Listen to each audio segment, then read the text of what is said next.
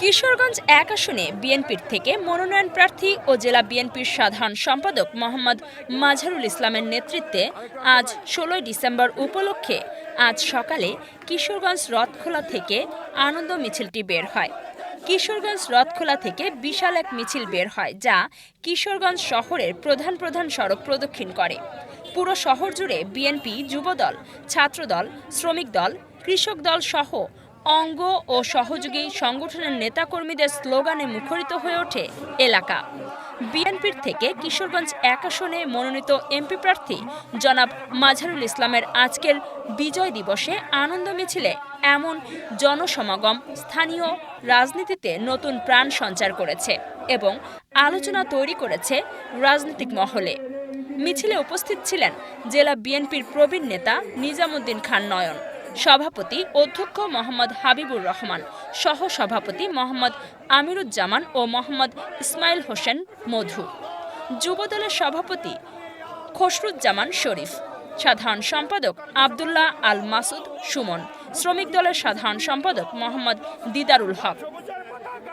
এ সময় অন্যান্যদের মধ্যে উপস্থিত ছিলেন পৌর বিএনপির সাধারণ সম্পাদক মাহবুবুল আলম, সাবেক সহ সাংগঠনিক সম্পাদক হানিফুদ্দিন রনক, মাহবুব হাসান, সাবেক অর্থ সম্পাদক জেলা ছাত্র দল, স্বেচ্ছাসেবক দলের সদস্য সচিব শহীদুল্লাহ কায়সার, জেলা ছাত্র দলের সাবেক সভাপতি মারুফ আল মোস্তফা সহ আরও অনেকেই। আপনাদেরকে আজকে মহান বিজয় দিবস, ঐতিহাসিক ১৬ ডিসেম্বর, বাংলাদেশের মানুষের বিজয়, এক অবিস্মরণীয় মুহূর্ত, এক অবিস্মরণীয় দিন।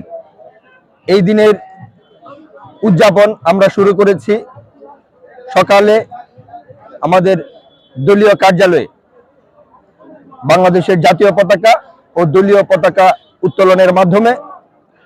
এর পরপরই কিশোরগঞ্জ জেলা বিএনপির সাধারণ সম্পাদক জনাব মাঝারুল ইসলাম মাঝার ভাইয়ের নেতৃত্বে কিশোরগঞ্জ গুরুদয়াল সরকারি কলেজ মাঠ প্রাঙ্গণে শহীদদের স্মরণে যেই স্মৃতিস্তম্ভ রয়েছে, আনুষ্ঠানিকভাবে আজকের বিজয় দিবস উদযাপন কার্যক্রম শুরু করেছে।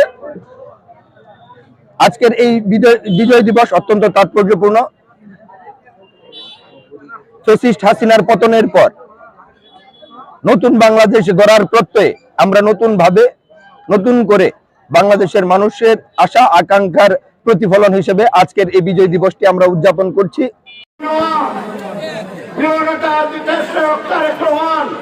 আজ 17 বছর যাবৎ মাতৃভূমি ছাড়া উনি প্রবাসে জীবন যাপন করছেন, প্রবাসে অবস্থান করছেন।